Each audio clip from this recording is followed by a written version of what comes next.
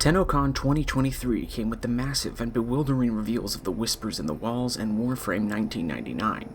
Much of the trailer is perplexing and unprecedented, so in the interest of picking things apart, I will go through the trailer in minute detail and give speculation on just about everything. Again, just speculation, and with how unexpected much of what was revealed is, it is likely that the majority of this video will be wrong. With that said, let us begin. The trailer begins with the Void Tongue, symbolically disrupting the world of dust, breathing out and then in. Mostly just a thematic tone setter, so I won't read much more into it than that. We then see Albrecht Entrati, or at least some version of him, sealing his lab and then answering a retro pager, awakening his cat Kalimos. From this, he proceeds to a retro desktop PC with his grimoire nearby. Activating the console, he opens a custom somatic transference pod with the original human Lloyd nearby. From his actions and manners towards Lloyd, it is strongly implied they were lovers at one time, further strengthened by the Necroloid's comments later in the reveal. Albrecht then seals himself and Kalimos inside the transference pod, activating the connection to the massive vessel nearby, and then Lloyd, on Albrecht's orders, destroys the link, locking Albrecht inside in a similar manner to Sylvanas in the Silver Grove. Why he did this, I will speculate later when the vessels are mentioned properly. We then are told that Lloyd has had ancient precepts activated, the Kalimos sequence, a long-lost encoding by Albrecht to enact a contingency in the event of some accident or error within the vessel project. This contingency causes the cosmic clock in Albrecht's private labs to deactivate. While its purpose was never fully explained aside from tracking things in the void, I believe that the clock was designed as a way to keep temporal stability within the void stream.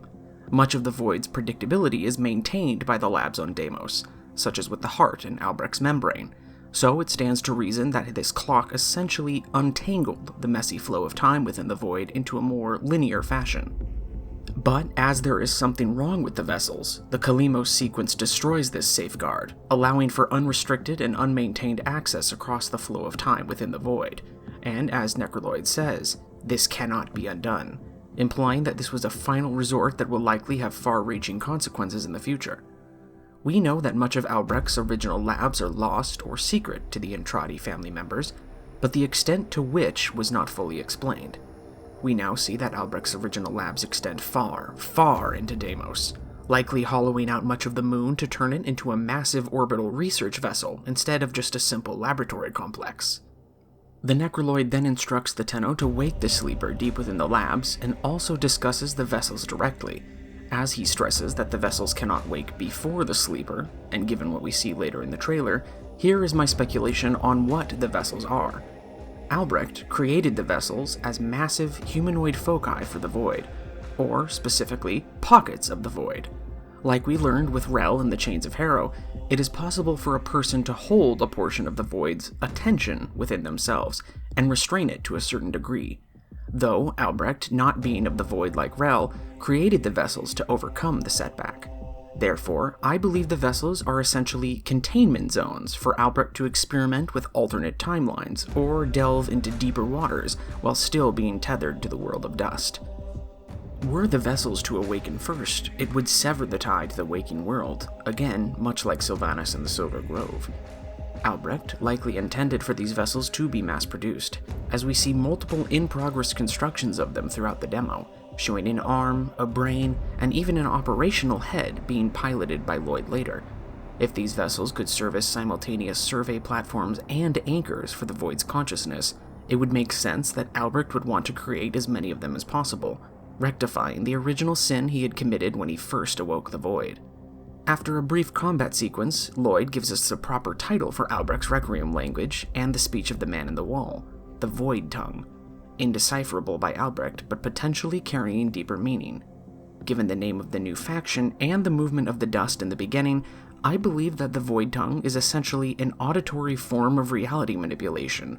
Speaking the Void Tongue disturbs the world of dust and causes it to settle into new forms. More combat, and the Tenno comes into contact with Albrecht's grimoire. Though Albrecht did not fully understand the Void Tongue, it seems that even with his few Requiem intonations, it can be channeled to inflict conduction of the Void upon a reality, though it is possible that it can only be capable of doing so in the hands of a being of the Void like the Tenno. We then also see that given how close Albrecht's labs are to the threshold of the void, it has significantly greater influence here, and so close upon the threshold, manifestations are far more common. We even see an aspect of the operator tethered within a circle of salt formed from Albrecht's Requiem sigils, trapped like a demon of old. But this was just one small manifestation of the void. Here, the void has greater control over reality itself, manifested as its will carving screaming facades into the surface of our plane. The Tenno then encounters the Murmur, horrors formed of the void's mimicry of our reality, and an example of the will it wishes to impose upon the greater system were it fully unchained. While the Tenno fights, it is a good time to bring up the Albrecht we originally saw. Given how young he appeared and his more traditional complexion, it indicates one of two things. First, that this is merely the final form Albrecht chose to inhabit, and much of his portraits or descriptions were based on him in prior forms. Or, more troubling, this is an alternate form of Albrecht. Standard knowledge indicates Albrecht is entombed upon Lua, but if the vessels were capable of pulling physical objects across planes, such as pagers, PCs, clothing, and we know that dual timelines are capable of existing in tandem, it may be the Albrecht we see and the one who re-entered the vessel was not originally from our timeline, and indeed a figment dreamt by the vessel and the timeline within. The original Lloyd is then awoken, safely and correctly. Given his speech, it seems that when Albrecht was sealed in the vessel transference pod, it was indeed lethal, or at least permanent for his consciousness. We also get a brief bit of indirect character building for Albrecht, showing he had no qualms about replicating consciousness for convenience, and much like with his family, had a complicated relationship with others he was close to. The Tenno, serving as the operator in the Kalimos sequence, then initiates transference into the same unfinished vessel from earlier, and here a lot occurs very quickly. The Tenno is consciously transplanted into the vessel's timeline into a similar host, Arthur, some form of Proto-Excalibur. This may indicate that rather than occupying a new space in the vessel's reality, the sleeper is placed alongside a suitable counterpart. Given what we know of the palimpsest of spacetime, this would be akin to reading two passages at once. It seems that the vessels were capable of fully manifesting alternate timelines within themselves, no longer restricted to the faded passages like the Drifter, but transcribed into a contained form. Now, given what we see in this timeline, with the nightmarish creatures Arthur fights, being reskins of the infested, and the writing throughout the area, it strongly indicates that this isn't a transposition of time. This timeline is not real, per se.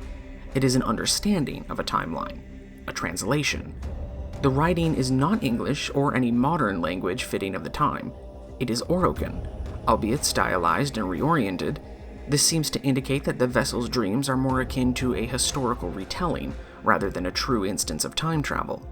Was this done by Albrecht simply for study, to contain the void, or to access some long-lost piece of critical knowledge to close the door that Albrecht opened? As a quick mention, Arthur passes by some early concept and promotional art, not just for the Dark Sector that was eventually released, but the very old promotional art when it was still being pitched as a sci-fi game. It is likely that this is just an Easter egg for those familiar with DE's history, but still worth mentioning. It is clear that in this vessel's timeline, others are aware of Albrecht, or Dr. Entrati as they call him. So this brings up several possibilities.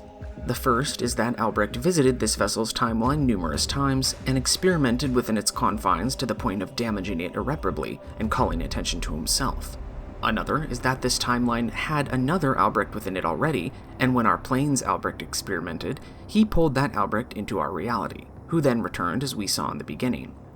To be frank, given how messy time travel or alternate realities can be, there is a lot going on here and it can be just about anything, so my speculation mostly devolves into fanfiction at this point. During the combat, we see Arthur has a contact, an alternate version of Mag named Aoi. From a gameplay standpoint, this may mean most frames have alternate iterations we would inhabit during the vessel's dream, or they may simply be characters in their own right and we are restricted to Excalibur, as he is the first and most central. After more combat with the nightmare creatures, Arthur comes face to face with Albrecht, or Dr. Entrati, and given his iconic smile, it is clear he is either possessed by or tethering to the man in the wall, which is what caused me to believe the vessel's purpose may be similar to Rel's. Or, a much more dire interpretation, is that this Albrecht is in fact the other that was mentioned in the Requiems, a mirror of the original Intrati, much like the manifestations of our Tenno, and not an alternate version like the Drifter. If this is the case, it may also mean he was the one seen in the beginning of the video, and responsible for the vessels, which raises even more questions as to why he would be creating them. Personally, I don't believe that the Albrecht that created the vessels is the man in the wall, but it would have very dire ramifications if it were. So again, in short, my current belief is that the vessels are massive, humanoid isolation chambers for alternate timelines or realities to be studied, created, or contained. Though for what purpose? We can only speculate, and heavily speculate at that. And I feel foolish for even saying as much, but tradition dictates that until the new year comes, this is what we know.